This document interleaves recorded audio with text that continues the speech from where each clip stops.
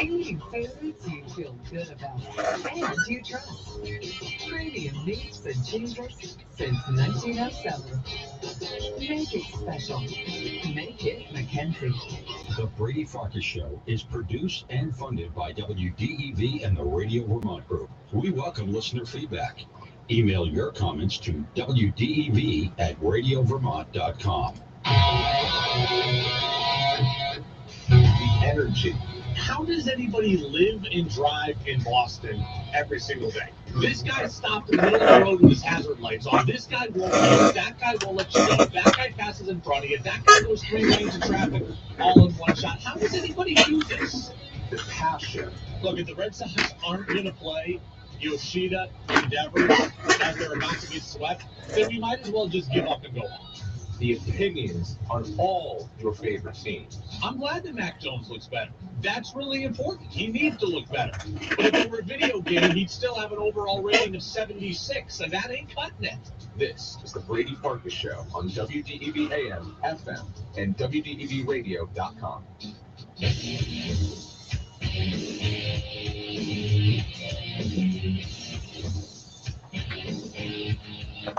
What's up, everybody? Brady Farkas Show back at it on a Thursday here on WDEV, AM and FM, and WDEVradio.com. We're on for all 90 minutes today, 5:30 until 7. No Red Sox baseball. Thunder Road tonight coming up at 8. Jazz with George Thomas is sandwiched in. I hope you all appreciated the new intro. Some of you have asked for it. Some of you have said the old intro was getting old. I agree with you. We had it for 3.5 months. I usually like to ditch the intros after 2 months, but we've got the new intro. It is in. It is live. It sounds great. Intern Tristan helped make it. He showed off his chops at the radio business. So there you go. Everybody can have a deep exhale. Ooh, sigh. There is a new intro to the Brady Farkas Show. We're brought to you by Fecto Homes, your total home solution in Montpelier. You can also get in on the Ayer Auto text line. That's Ayer Auto text line at 802-585-3026. They're online at AyerAutoSales.com. Again, all 90 minutes. Buster Olney's going to stop by in about 15 minutes. He'll talk baseball with us here on this Red Sox off day. Red Sox did get past the Rockies yesterday. We'll talk about all of this. Let's go.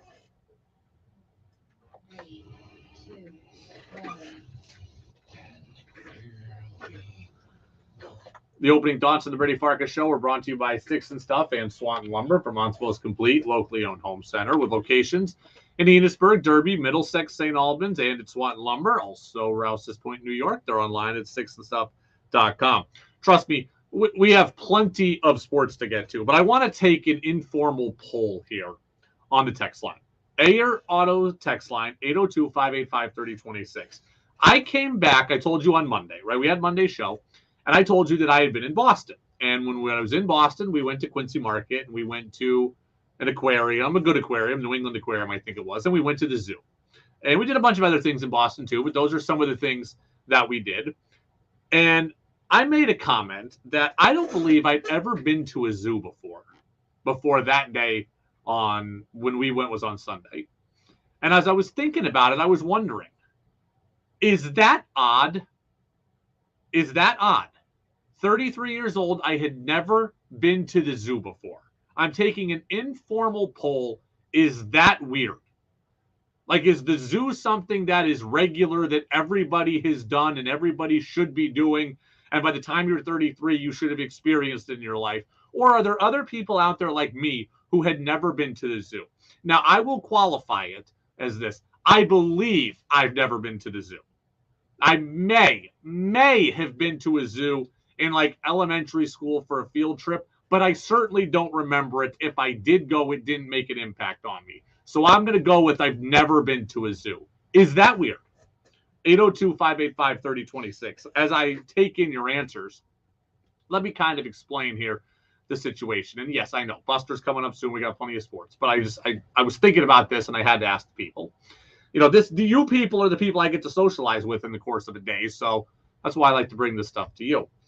Now, my dad worked all day when I was growing up, right? Like he worked in media like I do, and he worked nights most of my life, right? He would work like 2 to midnight. So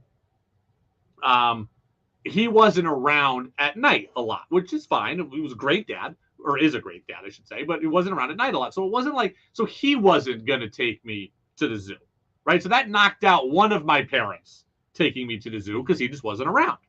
And then my mom is generally afraid of animals. Okay. She didn't grow up with animals. She grew up in a city, not in a place where there's farms. So she generally just had a limited animal experience. And as she got older, generally afraid of animals. And so she wasn't going to take me to the zoo. So the only chance I had to go to a zoo was if I went with friends or if I went as part of a school trip. Now, I think we were scheduled to go to the Bronx Zoo when I was in elementary school, and that's the one I believe got canceled. So I believe that's why I have never been to, why I've never been to a zoo. And I didn't have friends, like they might have gone to zoos, but they weren't taking me. Like I like sports. That's all I liked growing up. So going to a zoo never really appealed to me. I didn't have any animals. And I will qualify that I've seen animals before, right? I've been to petting zoos. I've gone to, you go to a veggie store, a garden shop, whatever, like the Sam Mazas, and they've got the animals out there, the goats and stuff. I've seen that. I had done that stuff before. You go to the Champlain Valley Fair, and they've got animals in there. So I have seen animals plenty of times. I've never been to the confines of an actual zoo. So again, maybe your interpretation is different than me. I've seen animals. I've been around livestock. I now own a dog. I just had never been to a zoo. So I'm asking people if you think that's weird. 802-585-3026. Peter says it's odd that you've never been to a zoo given you're from a big city like Seattle. Interesting note on that is that people get this confused a lot. I only lived in Seattle until I was 6. So I haven't lived in Seattle in almost 30 years. I just love all the Seattle teams because those are where my first memories are from. Okay. The first baseball game I remember going to is at the Kingdom. Watching the first baseball games I remember are Mariners games. The old Mariners intro theme song from when I was 5 years old. Swinging like Ken Griffey, like every other kid did, wearing their hat backwards in the backyard. That's the first things that I remember. Going to a Seahawks game at Husky Stadium. So I haven't lived in Seattle for barely any of my life. I just remember those teams first in my life. So that's why they are my favorite. So that didn't have anything to do with it. It'd be more weird to say, like, hey, you grew up in New York and you got the Bronx Zoo 3 hours away. You never went to it. Well, I think the school trip got canceled. Mark in Essex says it's somewhat weird. I've been to 4 zoos in 53 years. Okay. I've been to 1 in 30. I got time to catch Mark, but I don't know when Mark went to his first one. Tony in Stowe says, I've been once in my whole life. It's overrated. Wild animals is so much better. That's interesting. I will say this, and I am no zoo expert, but I told you how I had to read all the little placards in front of every animal. A lot of the animals at the zoo, at least at this zoo, couldn't survive in the wild, right? So it might be a bigger thrill to see a wild animal, but a lot of these animals couldn't survive in the wild. So the zoo in this case is doing a service. So I'm happy to see these animals alive and in their own situation thriving, and I'm happy to see them have a home when they couldn't. You'd read the placard and it would say some of them can't, rejected by their mother, etc. It's very, very sad, actually. So I'm happy to see that the animals have a place to be in the confines of the zoo. But yes, I imagine if I went on an African safari and saw a wild lion, that would be better than going to the zoo and seeing a bird or seeing a turtle. Yes, I would imagine that. Marco in Warren says nature is greater than the zoo. Yeah, I would imagine. Of course it would be. I will say, though, it was a thrill to see the jaguar, the snow leopard, and the cougar. I mean, this wasn't like the zoo where you're seeing only ants and butterflies. Like this, I saw a freaking snow leopard. Okay, I saw a wolf. Like this thing, this thing would do some serious damage if it wasn't behind that glass. Peter says, I'm never going to forget.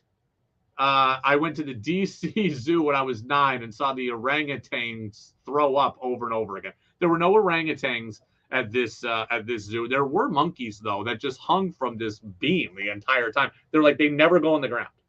I'm like, you got legs, you never want to go on the ground. My shoulders hurt just watching this thing. Another texter says, yeah, it's kind of weird. Okay, so I guess maybe it was weird. I'm happy that I did it.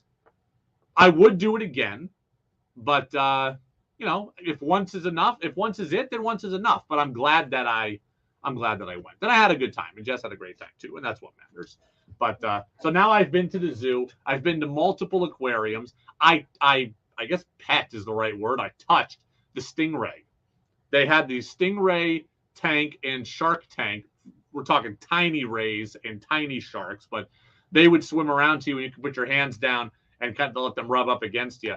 I didn't get the shark this time because there was only one or two of them in there, and it just never came to me. I've touched a baby shark before at the aquarium in Rhode Island, but this time I touched the baby ray. Very slimy, very, very weird. I wasn't a huge fan of the feel of that stingray, nor was I a fan of having my hand near its barb. I'm sure it's been made to not be poisonous, I would imagine, but I would hope not, at least.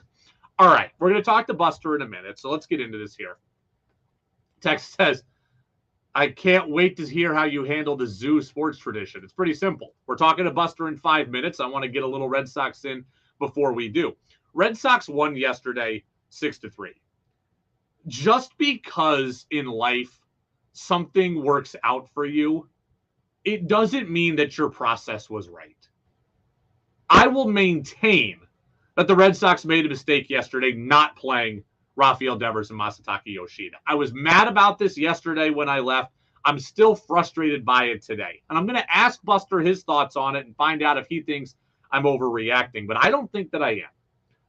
Just because something works out for you does not mean that your process was right?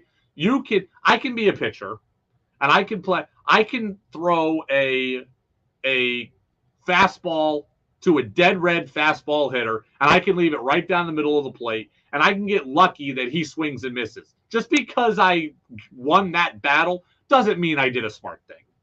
I can throw a curveball to a guy who hits curveballs, and he can hit it 412 feet, and the fence is 415, and we can get him out. And I can say, hey, I got him out. I won. Well, you got very, very lucky. That's kind of how I feel the Red Sox are. Okay? The Red Sox were on the verge of getting swept. And the Red Sox elected not to play their two best offensive players. I will not get that. And Alex Cora wanted to schedule the off day, and he wanted a back-to-back off day. But the Red Sox are playing the Yankees. The Red Sox are staying at home. This day could have been an entire off day for Devers and Yoshida. They would have been off their feet. This isn't like we had to travel across the country. I said that yesterday, and I'm still frustrated about it today, that this team, I just don't seem to love their plans right now. And I don't understand it. Okay, again, you won the game, so I will drop it after I talk to Buster. But when I'm starting to look at this team and wondering what's wrong, I'm like, part of what's wrong is the sense of urgency doesn't seem to be there. You needed to win last night. Playing Devers and Yoshida would have been a way to help you do that. Now, you did it anyways. The offense came on late. Remember, you were in danger of losing that game. The offense came on late and made this all null and void, but I was still very, very frustrated. As we're moving through the fourth inning, the fifth inning, and the Sox are stuck on one run, I'm like, be nice to have Devers and Yoshida here, and they're not. Luckily, the offense came through late, and Turner had the home run, and Ref Snyder had the big triple, etc. But Red Sox get the win. Off day today. Yankees come into town tomorrow. I'm going to ask Buster Olney that question. Am I right or am I overreacting? Buster Olney of ESPN with us next on the Brady Farkas Show on DEV. DEV Studio is sponsored by Sticks and Stuff and Swan Lumber, Vermont's largest independent home center, powered by Marvin Doors and Windows. Go to sticksandstuff.com for store locations and hours. Waterbury invites you to think local, buy local, and be local by experiencing a rich history, arts, and culture. Enjoy a self-guided walking tour of our historic downtown and keep an eye out for our arts installations, creative window displays, open studios, and galleries with rotating exhibits. Welcome back in, Brady Farkas.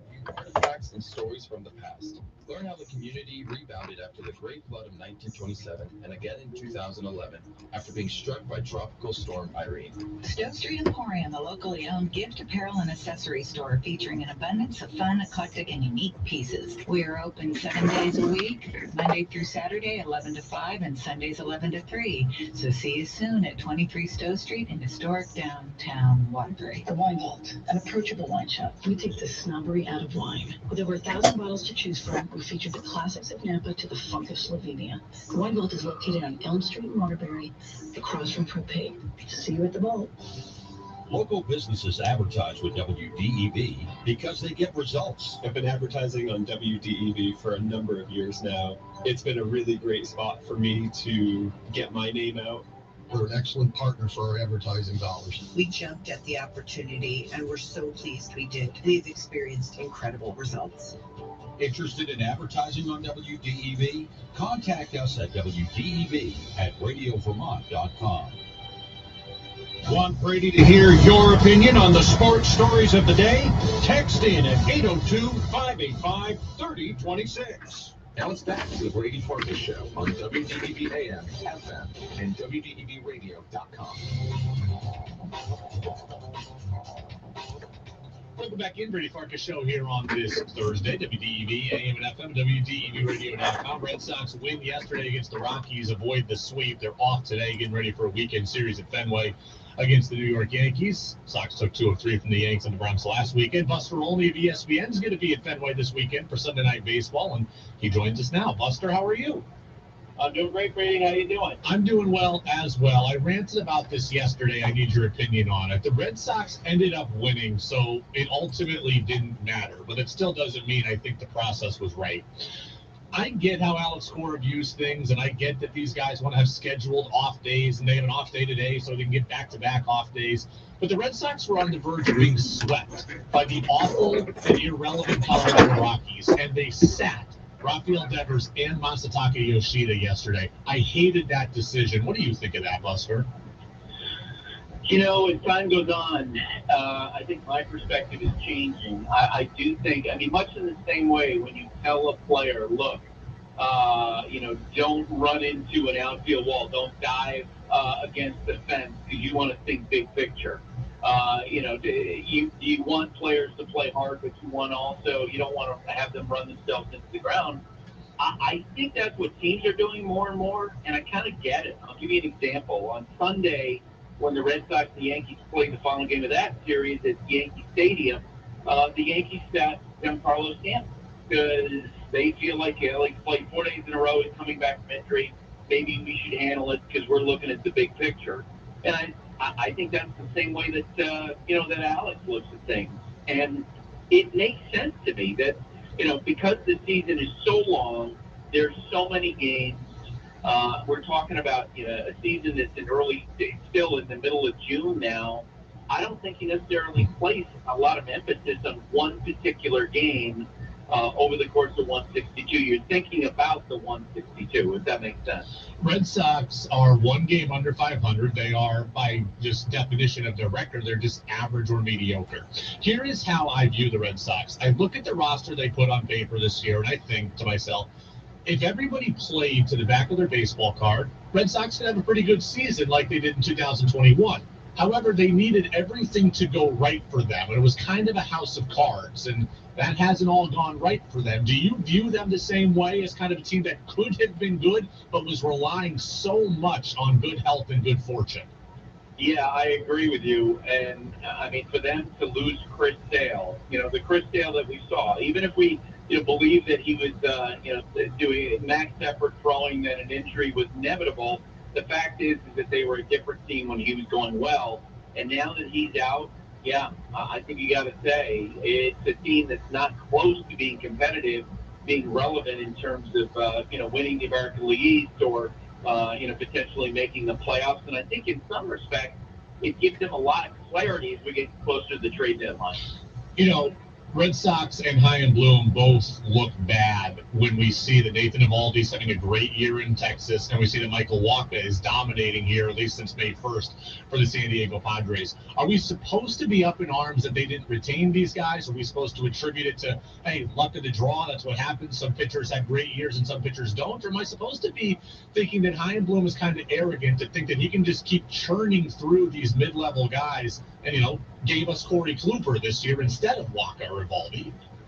Yeah, so I think in Eovaldi's case, look, there have been enough up and downs. He has an extensive injury history. You can understand why they didn't necessarily want to chase the Texas Rangers, who were, they were the shoppers in the winter pitching market who went crazy, signing Jacob deGrom to that big contract, signing Eovaldi. But with Wacha, that one surprised me. I talked to him earlier this year when we had a Padres game on Sunday Night Baseball, and I mentioned to him, I said, man, you pitched well last year. Why was there not more action on you? And he felt the same way. Look, the Red Sox saw how effective he could be up close and personal. And like Eovaldi, he's got an extensive injury history, so you didn't expect them to go, crazy in terms of a long-term deal to keep him.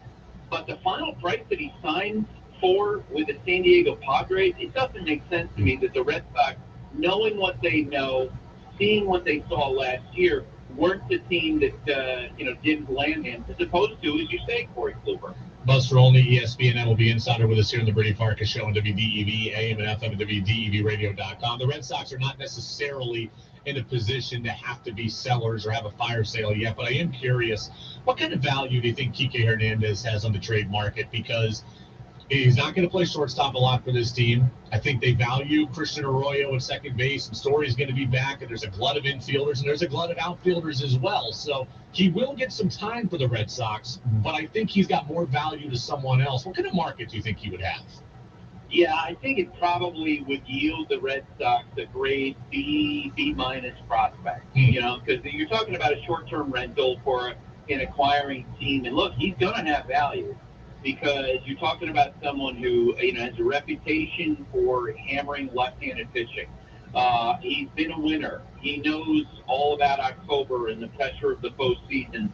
So, even though he struggled at shortstop for the Red Sox this year, he still has versatility. You can move him around the second base, you can move him around the three outfield spots, and you can feel really comfortable. He's still considered to be a really good center fielder. So I do think they'll have a lot of teams interested in, who knows, maybe through that bidding, that potential return nudges upward from a B minus B prospect to a B plus prospect. We were talking yesterday about guys the Red Sox might have to sell, and I certainly think Hernandez is one of them. I think James Paxton is another. He's a guy who's a free agent at the end of the year. There was someone else off the top of my head who I can't think of right now. But I was wondering, what do you think about the potential of moving either Justin Turner, Kenley Jansen, or both? Because they are guys that are under contract for next year. The Red Sox certainly could keep them and try to just be better next year. They also are, I think Turner's got a $13 million option and Jansen's $16 million next year. Is that too expensive for an acquiring team? I'm curious about their kind of tradability. No, and if I'm the Red Sox, look, I'm at least putting them out there, right? And I'm asking the question of teams like the Mets who could use the Kenley Jansen, and they're in an increasingly desperate situation where they're trying to plug the gap for Edwin Diaz, who got hurt in spring training.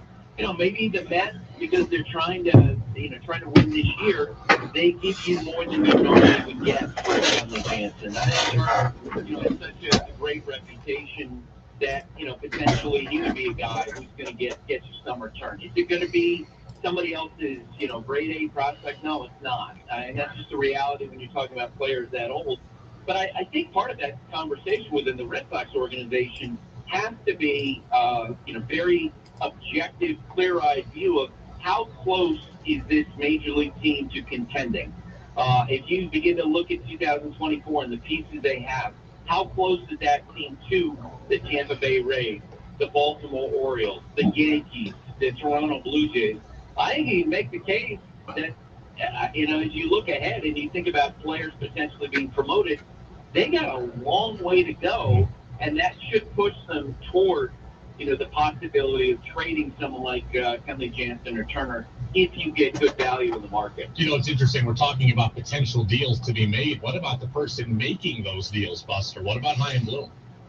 Yeah, and I think we've reached the point, Brady, where you need some leadership to step out within the Red Sox organization and make a decision. There is all kinds of speculation swirling within the industry about Chaim and his future. Will the Red Sox move on from him, or will they keep him? And that's why I think right now you need that declaration and decision from folks at the top of the food chain in the Red Sox organization. If the Red Sox believe in what Chaim is doing, then you know what? Come out and say it. And say, hey, you know what? Chaim is our guy going forward, and he's going to be the guy who makes the trades at the deadline. If you don't believe that you're going to keep Chaim, if he's a dead man walking in terms of his position with the Red Sox, then make that decision now. Why? If you believe that Chaim is not the guy whose vision you want long term, why would you have him in position to make trades over the next 6 or 7 weeks and have these conversations with other teams about, players like Turner, about Kenley Jansen? To me, right now, this is the time for someone in the Red Sox organization to make a decision about whether or not Chaim Bloom's vision is going to be the one that they follow going forward. You saw the Red Sox up close and personal last weekend. Red Sox did win 2 of 3, so it was a successful weekend against the Yankees. What did you see overall, kind of boots on the ground? Yeah, I saw a team that was competing and the players like each other, but I also could feel a team that knows they're not good enough, and that they're a million miles away from being competitively relevant. And that's not to say that they're going through the motions. I think they play hard. I think the coaching staff works its butt off for that team, but those guys have been around a long time. I think they know that they probably are far short of some of the teams they're competing against. I know you're biased on this because you like him, you worked with him, and I know how highly you think of Alex Cora. And I'm not putting this on Alex Cora, but I do see a lot of fans out there that are reactive, saying that Cora doesn't motivate the players, they don't like his lineups, he's not getting the best out of these guys. Do you think that Cora has anything to worry about his job security?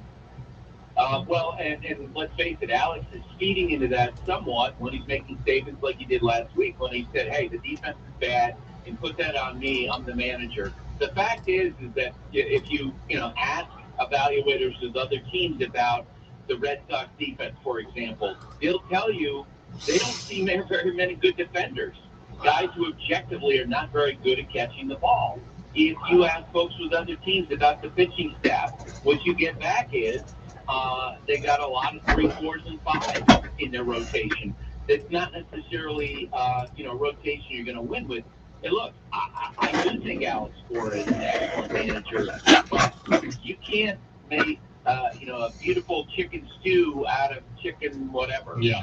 That's just a fact. A manager doesn't have that much power. And I say this, if the Red Sox moved on from Alex Cora, if, let's say, he became the guy who's going to be blamed for the failures in the last couple of years, he would be hired in 2 seconds. Folks with other teams believe he's a special manager. He's got a special set of skills, someone who is talented enough to even run a baseball operations department. Buster, will get you out of here on this. You're going to be at Fenway this weekend again for Sox Yankees. We're not going to see Aaron Judge play for the Yankees this weekend, same as last weekend. And you actually think it might be a while before we see Aaron Judge? Yeah, because think about the injury that he has. It's a right big toe injury for a guy who's 6'7", 282 pounds. For a right-handed hitter, the right big toe is effectively the anchor in his swing. And so the pressure he puts on his foot, on that part of his foot, his toe, is enormous. And the Yankees want to make sure they don't bring him back too soon because otherwise they have a toe situation. I think they would be thrilled if he played before the All-Star break. Wow. Absolutely thrilled. And I think it's possible it's going to be longer than that. Wow, certainly would be a devastating loss for the Yankees as they're trying to keep pace in what is a really crowded American League playoff picture here as we trend towards at least the nominal halfway point of the season. Buster Olney, ESPN MLB Insider. Red Sox off today, back at it tomorrow against the Yankees. Of course, we'll have it for you on DEV. And Buster, we'll talk in 7 days. There goes Buster Olney, our ESPN MLB Insider. Buster, always the best. A lot to get to there. We are going to break down everything Buster had to say in the 6 o'clock hour. We'll talk about some of the trade stuff. We got Patriots news, a DeAndre Hopkins update. When we get back first, I want to tell you this, or ask you this. When do you believe a team has momentum in sports? And do you think momentum even exists? I'll tell you where this came from coming up after CBS News on DEV. This is WDEV, Vermont's news station, owned and operated by the Radio Vermont Group. From the top of Sugarbush, 96.1 FM, WDEV Warren and Waitsfield, 96.5 W243 Barrie, 98.3 W252 CU Montpelier, along with our family station, AM 550 WDEV Waterbury Montpelier, streaming at WDEVradio.com. 91 years of serving Vermont, the friendly pioneer, WDEV. This is CBS News on the Hour, presented by Indeed.com. Quick question. Yeah. That buzzing earlier, did I do something to cause that? I don't think so. I don't think so either, but just I don't know. That wasn't on the recording. I listened to it back. I'm not sure if it was like just a loose wire. And Calvin? Yeah, I think that was his name. It was like that loud humming. Yeah, no, I don't think it was you. No, I don't think it was you. All right, just in case I was curious. I will see you next week. Yes, sir. See you, buddy. National Guardsman accused of leaking highly classified military documents, including info on the war in Ukraine, has been indicted on federal felony charges. The Justice Department says Jack Teixeira willfully retained and shared national defense information in an online chat room for gamers. He was arrested back in April. We are keeping a close eye on states down south that could get hit with more severe storms and possible tornadoes. CBS News meteorologist David Parkinson. The big threat here is damaging wind gusts, and what we mean by that is winds gusting to 80 or 90 miles an hour. This line of storms stretching from Kansas through Oklahoma into North Texas. Texas is also dealing with intense heat. We take a break like every 20 minutes, a drink of water. Parts of the Lone Star State are set to top triple digits for much of the next week. Summer camps in South Florida are limiting time outside. It's just too hot to be out. Unless, of course, like these kids, they're in the pool. That's CBS's Jared Hill reporting. President Biden says companies like Ticketmaster and Airbnb are getting rid of hidden fees known as junk fees. The solution is what is called all-in pricing. And that's where companies fully disclose their fees up front when you start shopping, so you're not surprised at the end when you check out. Americans spend at least $29 billion on junk fees every year. Miami's Mayor Francis Suarez is talking about his decision to run in 2024. CBS's Robert Costa. Suarez is one of now 3 Republicans vying for the Republican nomination, joining Trump and Florida Governor Ron DeSantis. Suarez does have some support in Miami, but this will be his first test on the national stage. And as part of that, he will speak tonight at the Reagan Presidential Library. Twitter is facing a huge $250 million lawsuit now from 17 music publishers that are accusing the platform of copyright infringement for allowing users to post music without permission. This is CBS News. Need hires who dazzle without the hassle? You need Indeed. Their powerful platform helps you attract, interview, and hire candidates all in one place. Visit Indeed.com/credit. Green Mountain Landscaping's Father's Day specials are super. Get a $50 gift certificate for $40. Stop in and sign down up for a free Father's Day gift. 15% off all shrubs and trees. $10 off all hanging baskets. They're loaded with fruit trees and shrubs, hard and softwoods, tons of perennials. Get that all the screen topsoil and weed-free compost and the best selection of mulch anywhere. New arrivals coming in daily. Father's Day is special. Get them something to remember. From Green Mountain Landscaping, Route 100 next to the airport in Morrisville. Whether you call him Papa, Dad, Father, or Pops, he's your rock. So rock his world with a nifty gift from Kitty Drugs. You can fill a cooler with his favorite craft beers. How about a gift card from Fanatics, Home Depot, LL Bean, Bass Pro, or Cabela's, tucked inside the perfect card from American Greetings? Does Dad love to cook out? Light his fire with fancy new grilling accessories. Or check out Kitty's line of as seen on TV items. Stop by your local Kitty or learn more at kittydrugs.com. Happy Father's Day.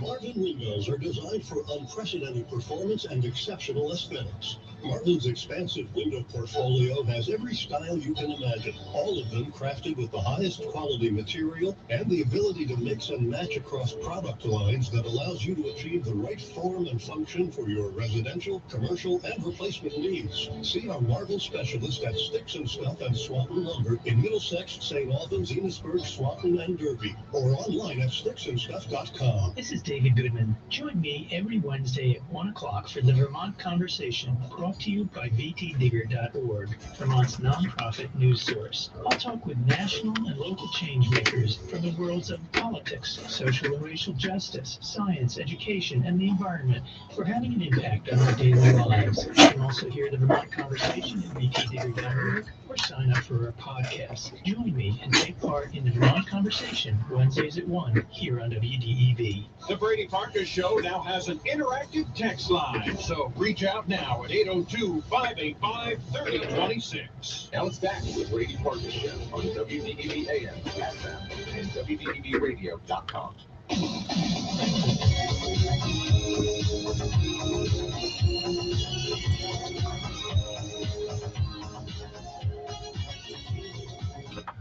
Welcome back in, Brady Farkas Show right here on WDEV, AM and FM, and WDEVradio.com. The AR Auto text line is open, 802-585-3026, ARAutosales.com, because I want to get your opinion on this. I saw a Twitter account, I'm not even going to say which one, a reputable Twitter account, say, hey, the Red Sox are off today, but they'll start a series tomorrow, and they've got the momentum.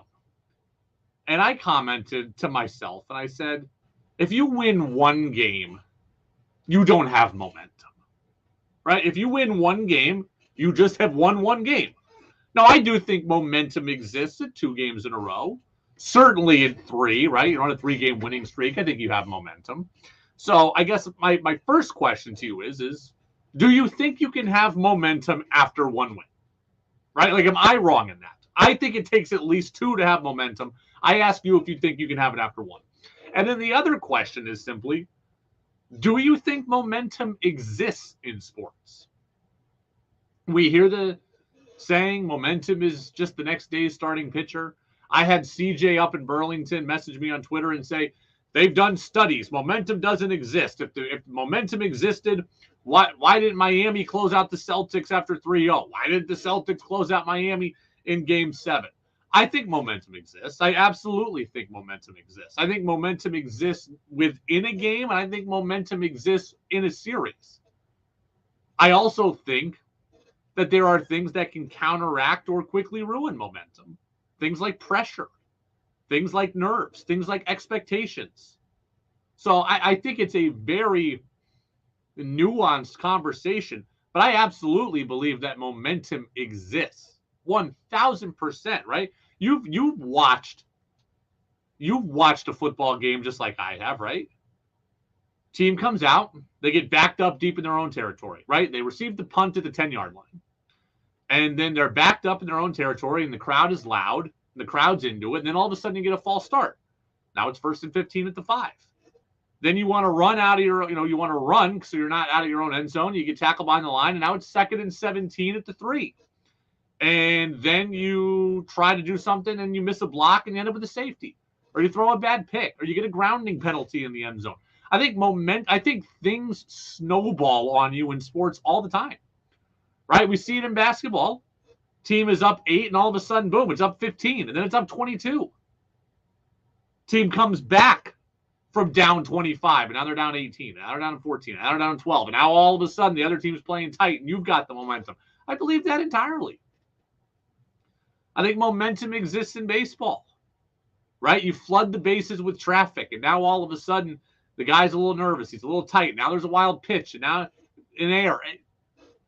How many times in tennis have I seen it where guy or girl gets broken on the serve early, and all of a sudden you're down 2-0, and now all of a sudden the set ends quickly at 6-1 because you just couldn't overcome it.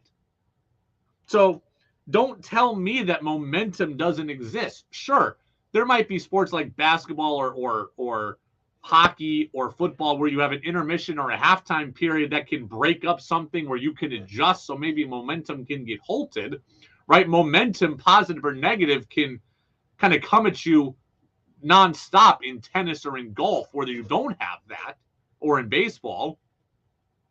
But I believe momentum exists entirely. I don't believe that momentum exists after one game of a baseball season, but I believe momentum exists game to game, and I believe that it exists within a game. And when CJ says, oh, it doesn't exist, well, again, it doesn't. Why didn't Miami close it out? Because human nature can get in the way, right? You may have momentum, but you have human nature to take your foot off the gas. The other team has human nature to play free. Why didn't the Celtics close it out? Because you could be tired. You could feel the pressure, the weight of expectations playing at home. So pressure can counteract momentum, but it certainly exists. Joe in Richmond says, I believe momentum does exist. Everything you've said, Brady, is on the nail. In baseball, it takes 2 to 4 games to have momentum. I will say 2, right? Like, I'm not trying to bury this Twitter account. Like, if the Mariners won 2 games in a row, or the Red Sox game, I would be okay, feeling good, right? Got a little positive momentum, got a little positive energy, starting to feel like maybe the energy is shifting. We get to 3 or 4 games, I'm like, okay, now we're on a hot streak.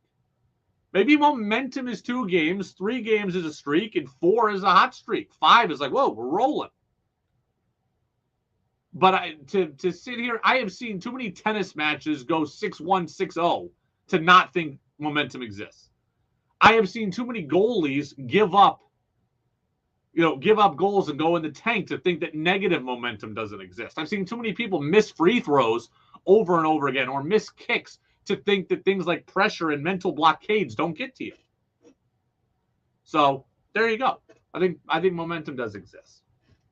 All right, we're brought to you by Fecto Homes. Again, your total home solution in Montpelier. Here is the update right now on DeAndre Hopkins and the New England Patriots. So DeAndre Hopkins was meeting with the Patriots last night and today. He has left the Patriots facility. He is still in the area of New England. He hasn't left entirely. Jeff Howe of The Athletic says it was a productive visit. There's no deal at the moment. There's a level of optimism the two sides could reach an agreement. Patriots are making a push for Hopkins. He has departed Gillette Stadium, but is still local. So that's where we're at with Hopkins.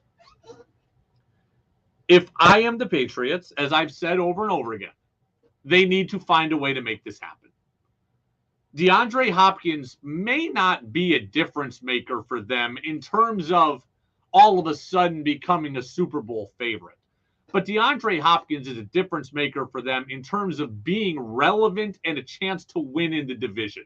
I believe that. And look, if you can win in the division and get to the playoffs, then you've got a chance. Okay, I don't think the Patriots are a great team, and I don't think they're destined to be great even with DeAndre Hopkins. But they're better with him than without him, and I'm all for giving myself chances to get to the playoffs and ultimately win the Super Bowl. It's that simple to me, right? I've talked to a number of people who think the Patriots are the worst team in the division. I saw Colin Cowherd today on Fox Sports Radio, picked them to finish last in the AFC East. You can't have that. If DeAndre Hopkins can help you get from 4th or 3rd to 2nd, then that's something I'm willing to do. That's something I want to do. Mac Jones, I've said it over and over again. He is a limited quarterback. He's not awful, but he's not great. He's going to need a lot of help, right? If I give him DeAndre Hopkins, I have taken something off of his plate. I have allowed the rest of my guys to play above their weight class. I have made it easier on my offense, easier on my new offensive coordinator, and I have given myself a chance. Right? I look at the Patriots, and I've said they're the 10th to 12th best team in the AFC. They're not in the playoffs as it stands today. DeAndre Hopkins comes in, and now you're talking about being in that 6 to 7 range potentially, at least giving yourself a chance. That's what I want right now. I want the Patriots to get back to winning Super Bowls, And trust me, when we get to week 1, I will be speaking in the same rhetoric I always have about that. My goals are very, very clear. But you can't get there without first getting to the playoffs, and the Patriots getting DeAndre Hopkins would help them do that. So this, to me, needs to be a deal that gets consummated. DeAndre Hopkins, Juju Smith-Schuster, Devontae Parker, Tyquan Thornton, Kendrick Bourne. That's a receiver room that I can live with. That's a receiver room that at least has a bunch of B to B plus guys and can now overcome some injury. Because let's face it, Hopkins has some injury concerns, and Parker has injury concerns, and Juju has injury concerns. And if one of them goes down, at least this room, Thornton has injury concerns, at least this room would give the Patriots a chance to cover for that. I'm all for providing depth, providing talent, giving Mac Jones some easier outlets, making life easier on Bill O'Brien, and giving yourself a chance to get to the playoffs, a spot you haven't been enough without Tom Brady here. Right? Tom Brady has not been here for 3 years. You've missed the Patriots, 2 of them. Okay, you've missed the playoffs, 2 of them. Will over in Plattsburgh. Can Hopkins have patience with a quarterback like Mac Jones? I think there's 2 separate questions there. Can DeAndre Hopkins have patience with a quarterback like Mac Jones? The answer is yes. In fact, Mac Jones is an upgrade from a lot of what DeAndre Hopkins has had in his career, right? He played with Deshaun Watson, better than Mac Jones. Is Kyler Murray better than Mac Jones? I don't know that. He has more tools than Mac Jones, but is he a better true quarterback than Mac? I don't know. We'll call him even though. So he's played with Murray, he's played with Watson, but beyond that, TJ Yates and Brian Hoyer and whoever else the Texans ran out there when was hurt. And then last year, right? Like, I can't even remember Colt McCoy, the guys who played when Murray was hurt. I mean, Colt McCoy and David Bow. So DeAndre Hopkins has played with much worse than Mac Jones. So yes, he can have patience. The question is does he want to? Right? Does he want to? DeAndre Hopkins has to figure out what is the most important thing to him. And every athlete has to decide this at some point.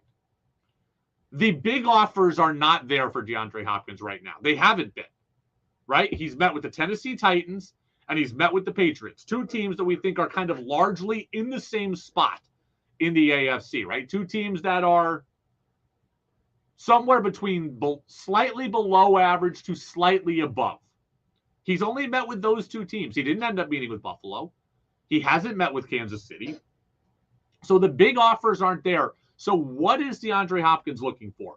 Is DeAndre Hopkins looking for playing with a great quarterback and a chance to win the Super Bowl, and now he needs to bring down his asking price and take a shot to the ego, right? Like DeAndre Hopkins probably wants $15 to $20 million a year. Will he go sign for somewhere for $3 million? That would be a shot to the ego, but it would get him the quarterback he would desire in a situation he desired. Is that what he wants? Or is he willing to go and say, you know what? Now the money is important to me. The respect that comes with the money is important to me. And I want my $15 to $18 million like OBJ got because I think I'm better than him and I'm more healthy than him. And I will go wherever gives me that. What does DeAndre Hopkins want? If he wants to play with Patrick Mahomes or Josh Allen or Justin Herbert, it's going to have to come for between $3 and $6 million, it sounds like. If he wants 18 to 20, the Patriots can offer him whatever they want. But he's going to have to stick with Mac Jones. So, yes, he can have patience. But what does he want? That's going to come down to what he wants. Does he have to have patience? That's going to come down to what he wants. I don't know. Okay? I don't know. It's a good question. The other question is, can the Patriots, can Hopkins and Bill O'Brien coincide with each other? We've heard about this all the time, that O'Brien and Hopkins did not get along with each other in Houston, especially at the end. Mike Reese of ESPN was talking about that earlier today.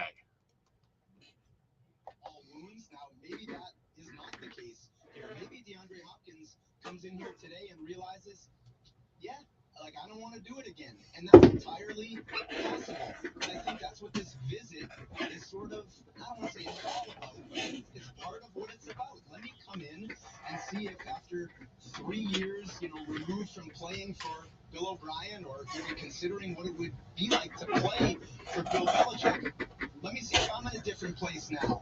I think what I want to hear, and I don't know this, and I haven't seen any reports on this, and I think what I want to hear from Bill O'Brien in a meeting with DeAndre Hopkins is I want to hear that Bill O'Brien's changed.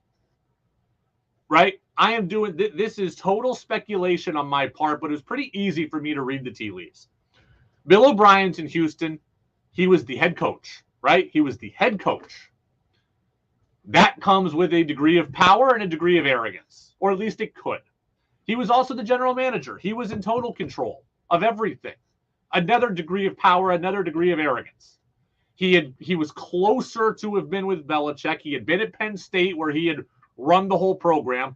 So he goes to Houston. I think pretty clear that he's going to run things the way that he wants, and it's my way or the highway, and get on board or get out. And I could see where that could rub somebody the wrong way. What do I hope has happened in the years since then? Well, Bill O'Brien has been fired, right? That's going to humble you. Maybe you'll handle things a little bit differently. Bill O'Brien has gone back to college. He's taken a step back in his career. I hope that has caused him to be humbled and reevaluate things. Bill O'Brien has worked with college kids, right? You got to deal with 18-year-old to 22-year-old guys with different sensibilities than you do NFL players. I hope that he's learned something out of that. And I hope that those experiences he brings with him to Foxborough to where he can go to DeAndre Hopkins and say, you know what? I'm a different guy now than I was 3 years ago. Okay? I have learned from Nick Saban. I have been humbled by my career path. I have worked with college kids. I have a different way of handling things. I have a different demeanor, a different degree of delivering things. And if I heard that and I were DeAndre Hopkins, that's what I'd want to hear. I don't know that that is the case, but that is what I hope is the case. And if I were Hopkins, that's what I'd want to hear, right? I've never been in this situation, but I can imagine it, okay? You're dating someone, right? You're dating someone for a while, and then you break up, and then 3 years go by, and you realize, and then 3 years go by, the other person's been with someone else, and then you meet each other again, and you're like, you know what? That's not quite the same person that I left. That person has now, well, they've lived with someone else, and they have a different perspective. And they've been divorced, so they've broken up with somebody else, and they have a different perspective. Or now they have a kid, and they have a different perspective. And you're like, you know what? That's not quite the same person I was with. I can see that being a reality of relationships. I can see that being a reality here. I would hope that's the reality here. That Bill O'Brien is a different person than DeAndre Hopkins had problems with. I don't want to see that be something that hinders the Patriots here. If DeAndre Hopkins doesn't want to play with Mac or doesn't want to play in cold weather or thinks the rest of the division is too good, okay, I can't really control that. What I don't want to be an issue is money. The Patriots should pay him what he wants if that's the most important thing. And I don't want to see Bill O'Brien having been an issue. Right? That needs to have been water under the bridge. Bill O'Brien needs to have changed enough to impress DeAndre Hopkins enough, and maybe Hopkins too, right? Maybe Hopkins growing as well. It's the Brady Farkas Show on WDEV. We're brought to you by Fecto Homes here on WDEV, AM and FM, and WDEVradio.com. Interesting take from Jason Fitz today of ESPN Radio. I will ask you this on the AR Auto text line, 802-585-3026. Texter real quick on the text line, again, ARAutosales.com. Says, I'm presuming Belichick and O'Brien had the ego check and show contrition conversations before the Pats had Hopkins in for a visit. That might be true, and that's the smart thing, but I hope that it's natural. Because I don't want it to be a situation where Bill Belichick says to Bill O'Brien, hey, be on your best behavior today. And then in 3 months, Bill O'Brien's the same guy that DeAndre Hopkins hated. That's what I don't want. I want there to be contrition. I want there to be a new and improved Bill O'Brien, but I want it to come from within. I want it to be because it's natural. I want it to be because it's really happened. I don't want it to be an act. Because if it's an act, you and I know this, right? You meet people who are phony. You meet people who are fake. You meet people who sell you on one thing and then turn into something else. And you resent those people. And it creates a toxic culture. And I don't want that. Okay? I do not want that. So it is the Brady Farkas Show. Again, we're brought to you by Fecto Homes. The interesting take from Jason Fitz today is this. Patriots will have a top 10 pick in the draft next year, then they'll have a playoff appearance. I believe there's a better chance. Wow. I'll play it again.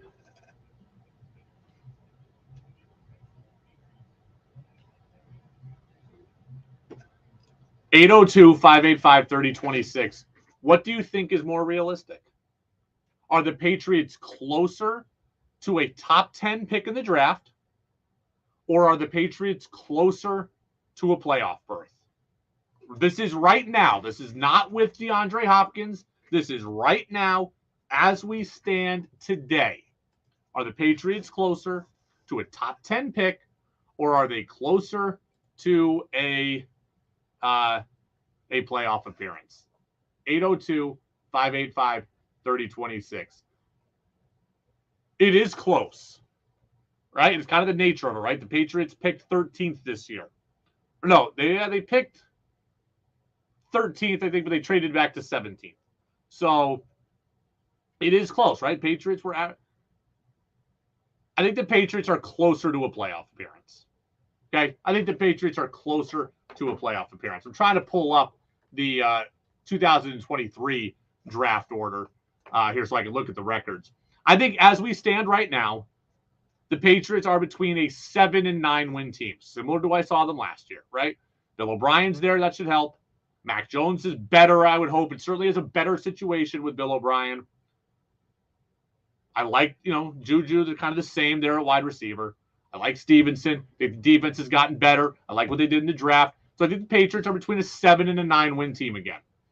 And I think that is not necessarily near the top 10. I'm trying to look at what, Carolina had the 9 pick last year originally. Let's find out what their record was. That's going to be 2022. That is right. Carolina finished 7-10 last year. Okay, they were number 9. So I guess it could happen. They could be a top 10 pick. I still think they're closer to a playoff berth. Okay, not necessarily much closer, but I think they're closer, right? Like, I think there's a chance, right? Denver could fall flat on their face. Vegas could fall flat on their face. I think the NFC, there's a lot of bad teams in the NFC, so the Patriots could end up better than a lot of them. So, again, close. But I think they are just closer to a playoff berth than they are a top 10 pick. Joe says, I think, let's see, they're closer to a playoff team. I think they're a 10-11 win team with Hopkins. I think they're a 7-9 win team right now. I think they're an 8.5 to 10 win team with Hopkins. That's kind of where I'm at. Peter says Pats are closer to a top 10 pick. No wide receiver playmakers. Running back room is in question. AFC East is as tough a division as there is in the NFL. Fair point. Okay, fair point. I think it's close. Like, Patriots could get an 11th pick, but when I think top 10 pick, I think that means you had to be really bad. And I don't think the Patriots are really bad. I don't think they're really bad. I think they're average. And I think average is above the top 10 in most years.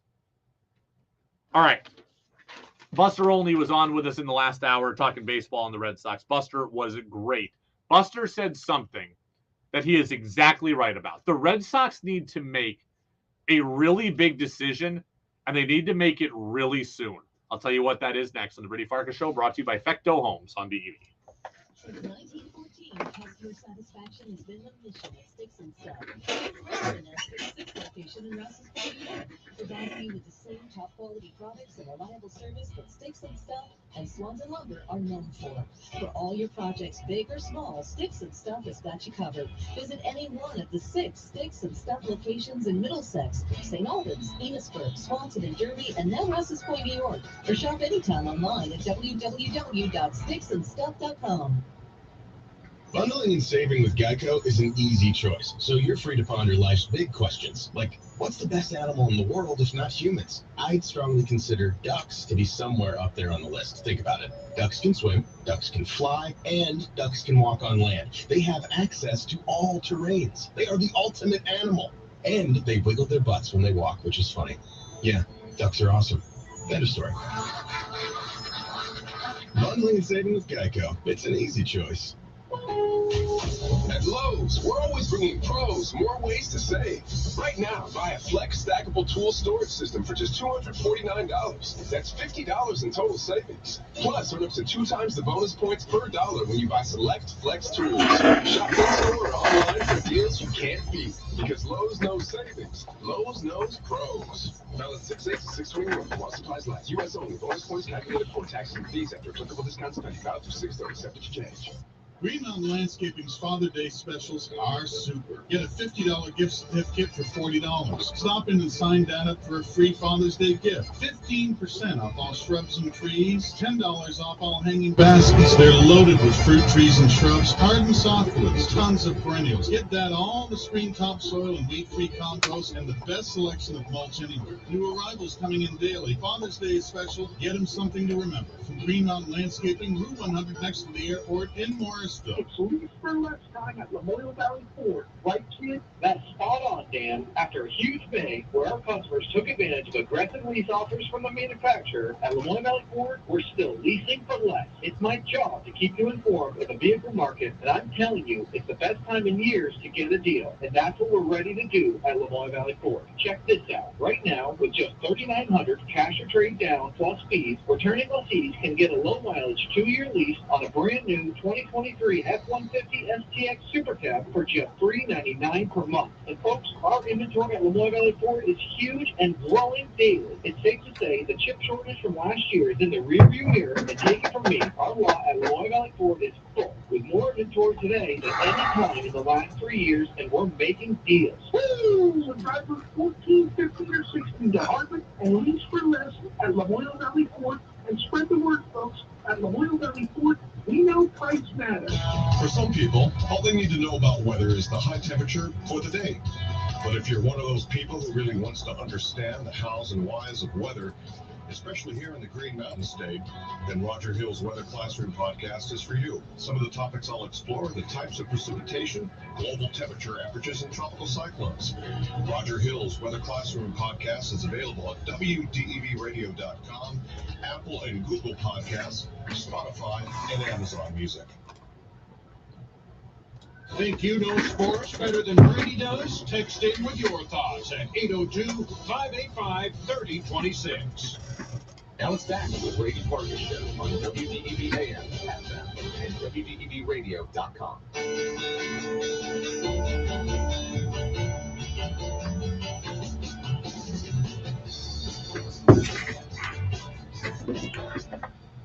Welcome back in, Brady Farkas Show right here on WDEV, AM and FM, and WDEVradio.com. The Boston Red Sox need to make a decision. They don't have to make the decision today, but they have to make the decision soon. And Buster Olney was right when he told us this. The Boston Red Sox need to figure out just how close they think they are to competing at the major league level. And they need to have an honest and open conversation with themselves about that. Because if the Red Sox think they are close, if they think they are an off-season away, then when we get towards the trade deadline, they need to hold on to a guy like Justin Turner and a guy like Kenley Jansen, right?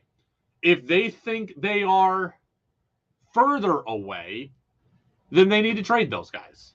Or they need to be open to trading those guys. Because Justin Turner, who will be 39 years old next year, does them no good if they think that they are not ready to win yet. Kenley Jansen in his mid-30s would do them no good if they think they're not ready to win yet, right?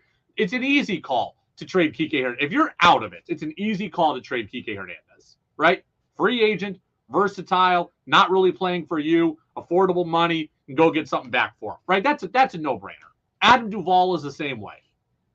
If Corey Kluber had been good, that would have been the same thing. James Paxton is a no-brainer, right? So those guys getting traded, no-brainer. The tough calls are your Nick Pavettas and Jansen and Turner and these guys who have a year left on their deal after this year. If you think you're in it, or if you think you can be in it, then you can stick on those guys, and you can go after free agency big in the offseason and hope that Trevor Story's healthy again and all that. If you think you're not close, then you got to explore trading these guys and getting as much value as possible, right? The Red Sox made the decision last year to not trade guys when they should have. If they think they're far apart, make those moves this year. What if I am the Red Sox? I don't think they're that far off. I would have to be floored to move Jansen. Turner, I'd move easier at 39. Pavetta, I'd like to keep. I don't think the Red Sox are as far away as everybody else does. Here's what I think for the Red Sox. I think that Casas will be better next year, right? Number one, he kind of has to be. But going through a year of progression, I think, is big. I think we will see him be better next year. Trevor Story will be healthy. That will be a big thing. Devers is still there. Yoshida's there we like. Verdugo's there we like. I look at this and I think you've got to be more aggressive in free agency. Okay, they could upgrade. Certainly at second base. They're not far from Marcelo Meyer being up, but they could upgrade at second base. Maybe a stopgap guy there. They could keep Arroyo, let him play until Meyer's ready, maybe even next year. They're going to have to upgrade, and they got Duran probably in center field next year with Yoshida and with Verdugo and with Ref Snyder on the bench, so that's largely set. They've got to figure out a way to get some reliable pitching. Because, look, Kluber's going to be gone. Paxton is going to be gone. Sale, you can't count on. Pavetta, you have no idea about. You go in with what? Whitlock, Houck, and Bayo, and that's it? I need more than that. And you've got to find a way to address pitching. And yeah, we all want it to be Ohtani to do everything, and maybe it is. I doubt it, but maybe it is. But the Red Sox have to figure out who they are and what they are and how close or how far apart they are from being able to be good. I mean, because if they think they're close, like I do, then they can just keep everybody and go to work on keep the guys to keep and go to work in free agency. If they think they're far, to be willing to trade guys, even guys who are under contract next year. Text says, Red Sox remind me of the Cubs before Theo Epstein got there. Interesting enough to give the impression of contention, relevant enough to draw attendance and sell merchandise. You know who the Red Sox remind me of? Is the Patriots. And the Patriots remind me of the Red Sox. Okay? I look at the Patriots and I think this. I think the Patriots are an average team. This is exactly what I thought about the Red Sox, and this is what I said about the Red Sox going into the season. I think the Patriots are an average team. And if everything goes right, and I mean everything goes right, then the Patriots have a shot to put together a pretty good record. I really mean that. For as negative as I am on the Patriots, I really do mean that. And if Bill O'Brien is the guy we think he is, if Mac Jones takes the steps that we think he is, if the receiver core, with or without Hopkins, can stay healthy, then that's huge. If the defense can largely stay healthy, if they can get some breaks along the way, and I will never root for injuries, ever. But look, when they made the playoffs 2 years ago, they played the Titans without Derrick Henry and without A.J. Brown, right? You need a break like that. When they played Cleveland and they killed them in Foxborough, they played it without Nick Chubb or Kareem Hunt because they were out with COVID. You need a break like that. Now, COVID won't be the thing anymore, but you need breaks like that. So the Patriots, to me, are like the Red Sox. If everything goes well, then okay. But more often than not, it doesn't go well. I'd use the house of cards analogy with Buster, and that's how I feel. The Red Sox were a house of cards. The Patriots are a house of cards, right? A lot of guys with injury concerns. A lot of B players are counting on to play like A players, counting on max development. I'm trying to take out some of that by bringing in DeAndre Hopkins. I want to take out some of that for the Red Sox as well. Look, Corbin Burns is a guy who's a free agent at the end of the year, former National League Cy Young winner with the Brewers. I would love him with the Red Sox. Okay? Simple as that. Can you go get that guy? Okay? Can you get Ohtani? That would reduce some variance. That would reduce some reliability on you having to count on a Jarren Duran or a Tristan Casas. Trevor Story will help that. But the Red Sox got to figure it out. Okay? They've got to figure it out. And Buster says not only do they need to figure out the direction, they need to figure out Chaim Bloom as well. Some leadership to step out within the Red Sox organization and make a decision. There is all kinds of speculation swirling within the industry about Chaim and his future.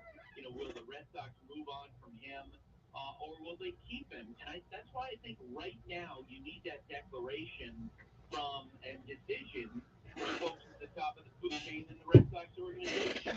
If the Red Sox believe in what Chaim is doing, then you know what? Come out and say it. And say, hey, you know what? Chaim is our guy going forward, and he's going to be the guy who makes the trade at the deadline.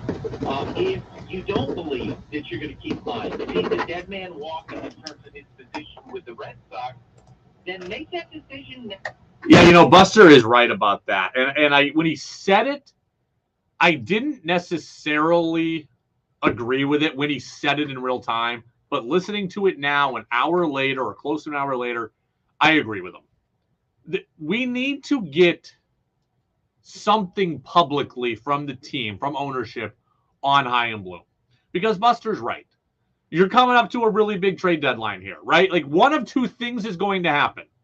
You're either going to sell, and Chaim Bloom is going to be the guy in charge of getting player returns, or you're going to buy, and Chaim Bloom is going to be in charge of giving up something of prominence that you've spent years building to go and buy something that's largely probably a short-term rental.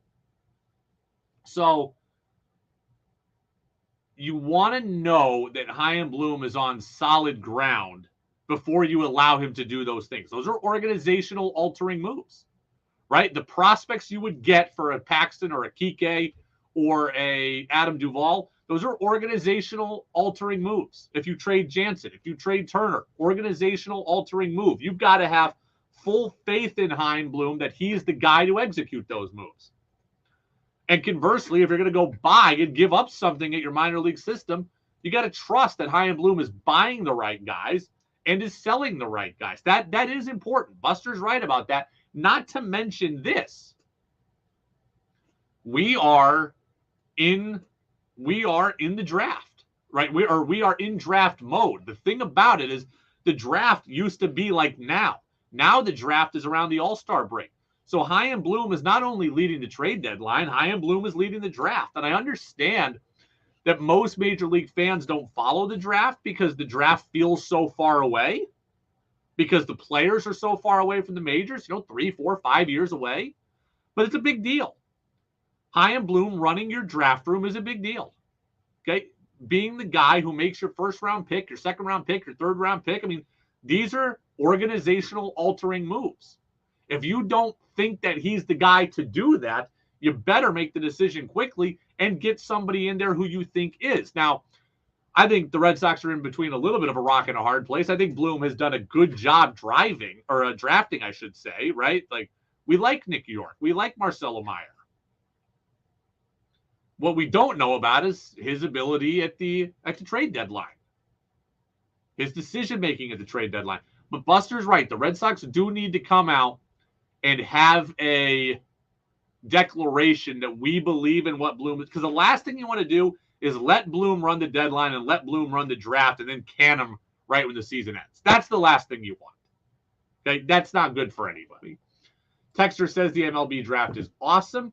Says maybe the Red Sox can do what the Reds did last year, selling off veterans for high-level prospects that next year can join their young core. I don't think the Red Sox have what the Reds had. The Reds had an ace in Luis Castillo, who was under contract for another year. He's a year and a half of team control. The Red Sox don't have that. Okay, the Red Sox don't have that. Chris Sale could have been that. He's hurt. He's not. James Paxton is not Luis Castillo. Luis Castillo was under the age of 30. James Paxton's 34 and has significant injury history. Okay, the Red Sox don't have that guy. The Red Sox don't have the ability to be the kings of the draft or to be the kings of the deadline. I'm looking at I'm trying to think off the top of my head who sellers would be, right? Oakland doesn't have anybody. Kansas City doesn't have anybody. At least I'm talking about starters like that. Washington doesn't have anybody. If the Mets decided to sell, right, could they sell Scherzer or Verlander? I don't know that anybody would buy it, but they would have somebody of interest. The Cubs, they'd have Marcus Stroman. That would be the guy. Angels wouldn't sell. Mariners won't sell their young pitching. They might sell something, but not their young pitching. Tigers don't have anybody. White Sox would have Lucas Giolito. So the Red Sox are going to be behind the 8 ball, right? White Sox would have a better pitcher than them. Cubs would have a better pitcher than them. Mets as well, if they chose to sell. I doubt they would, but it would be possible. I think that's probably it. Cardinals would obviously have pieces to sell if they wanted to. So the Red Sox are behind the 8 ball. They're going to be someone's, hey, we can't get that guy. Now we'll turn to James Paxton. It's the Brady Farkas Show on DEV. Boston Celtics news. Celtics get some major news on their roster today. The offseason hasn't fully started. They get some major news on their roster. We'll tell you what it is next. Are you looking to get rid of your used mobile home? Here at Pecto Homes, we don't just sell new mobile homes. We also buy used. If you have a used mobile home that you are looking to sell, we can either accept it as trade and apply the value to a new home with us or purchase it outright. We offer fair prices and quick removal of your mobile home. So reach out to us for a quote today. Pecto Homes, 350 River Street, Montpelier, or visit us at pectohomes.com for more information. Marvin windows are designed for unprecedented performance and exceptional aesthetics. Marvin's expansive window portfolio has every style you can imagine, all of them crafted with the highest quality material and the ability to mix and match across product lines that allows you to achieve the right form and function for your residential, commercial, and replacement needs. See our Marvin specialist at Sticks and Stuff and Swanton Lumber in Middlesex, St. Albans, Enosburg, Swanton, and Derby, or online at sticksandstuff.com. Some things are just better together. Castleton University, Northern Vermont University, and Vermont Technical College are coming together to form Vermont State University. Explore our Linden campus, the perfect choice for the adventurous student who loves the outdoors. With internships, travel, research opportunities, and hands-on experience, Linden campus's award-winning programs will prepare you for careers in exciting industries like music business, atmospheric sciences, applied psychology, communications, and outdoor education. And that's just a sampling of degree options. All that and access to 175 campus acres, Burke Mountain, Kingdom Trails, rock climbing, disc golf, and state parks. Your Vermont State University adventure starts here. More opportunities, possibilities, choices, and connections. More courses, experienced faculty, and student activities, creating a high-quality, flexible, and personalized education. One dynamic academic community. Work better together as Vermont State University, vermontstate.edu. New England Municipal Resource Center, NEMRIC, supporting strong communities by helping local governments since 1986. We're recording this progressive commercial on a real boat to let people know that when you bundle your home, boat, and other vehicles... What was that, boat? Progressive saves you money, Jamie. Why are we doing this on a boat? We were going for authenticity. We're going to the city? Authenticity. You mean Atlantic City? But we're not in the Atlantic. Are we? Bundle your home and other vehicles with Progressive. Progressive Casualty Insurance Company, affiliates, and other insurers. Discount not available in all states or situations.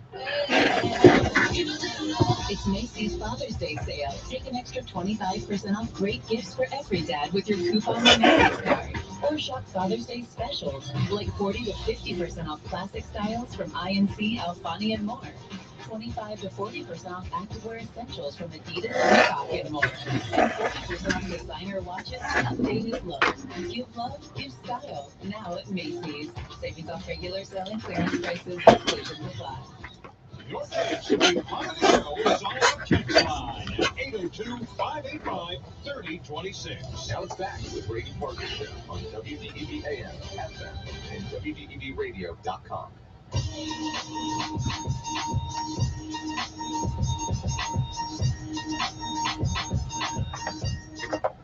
Welcome back in, Brady Farkas Show, right here on DEV. We've got Jazz with George Thomas for 1 hour today, up until 8 o'clock, and then it's Thunder Road Racing. Nick Bumley, Greg Titus, they'll be on the call, so look forward to hearing them from the nation's side of excitement. I know some of you have seen some rain. We had some clouds here in Waterbury, then it was sunny, so hopefully everything stays perfect there again at Thunder Road. That's coming up at 8 o'clock. Celtics got some major roster news today, and that Danilo Gallinari, remember him? We didn't see him all last year because of injury. He has exercised his player option for next season, so he is going to be with the Boston Celtics next year. And this is a move that I like. I don't think it's as earth-shattering as it would have been last year, but ultimately I think it's a good thing for a couple of reasons. So let me start with the absolute positive. Danilo Gallinari is a guy who can shoot, right? We all want the Celtics to play defense in the playoffs. We all want them to be better defensively. At the end of the day, you still have to score as well. Danilo Gallinari is a 38% three-point shooter. He's gotten better as he's gotten older. He was over 40% in 3 of the last 4 years when he played with the Clippers, Thunder, and with Atlanta. So he's a guy who can shoot. I'm all for having guys who can shoot on this team, right? Celtics last year at the end were not a great shooting team. So Gallinari does that. Also like that he's more firepower off the bench, right? We talk about depth scoring. We talk about bench scoring. We talk about having to not be as reliant on Jason Tatum and Jaylen Brown. I think that's big. Danilo Gallinari has averaged double figures every single year of his career with the exception of his rookie year, right? He averaged 12 points a game his last healthy year, 13 the year before that, 19 the year before that.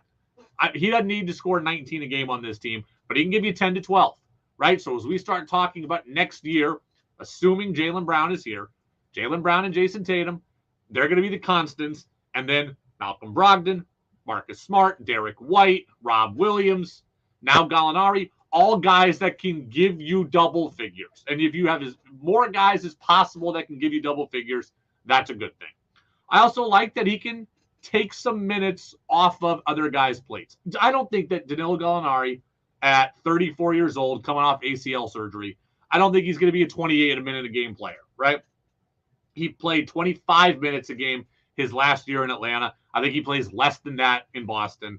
But if he can have a game where he plays 15 minutes and he spells Jason Tatum for another 4, I'm good with it. If he can have a game where, okay, now he hasn't played for 2 games, now he goes out and he plays 28 minutes, good.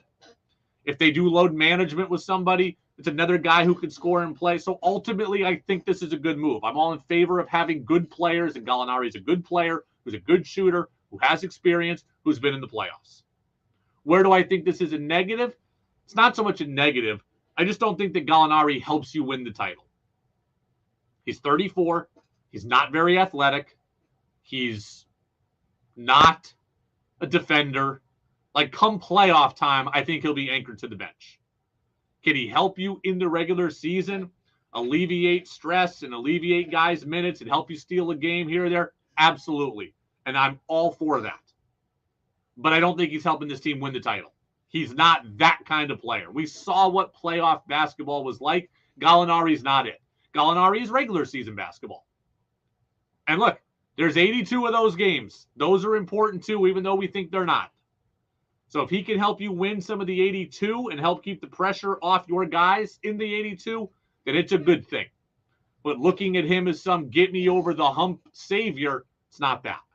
Okay? He's too old. He's too slow. He's not very physical, and that doesn't really work in the playoffs, but it works in the regular season. Texter likes the move, saying it gives them firepower off the bench. Also, the additions to the coaching staff for Joe Mazzulla. Yeah, Missoula's got a couple of guys now who have been in the mix for head coaching jobs, and has gotten Sam Cassell. So certainly we should feel good about where the Celtics are at coaching-wise. I think we should feel good about where the Celtics are at roster-wise. It's going to come down to Jaylen Brown, just like it's been coming down to Jaylen Brown. How does Jaylen Brown feel about things? That's all I want to know. Does he like Boston? Does he agree with you? Does he believe in the organization? Does he think about, how does he feel about Tatum? All the above. That's what matters. I feel good about the Celtics in every way, with the exception of that. Because if Jaylen Brown is a malcontent or is dissatisfied, then that's a problem. And if they give the guy money, $295 or $240 million or whatever, $295, whatever it is, and he's unsatisfied, then that's a problem. That's a worry. That's a concern.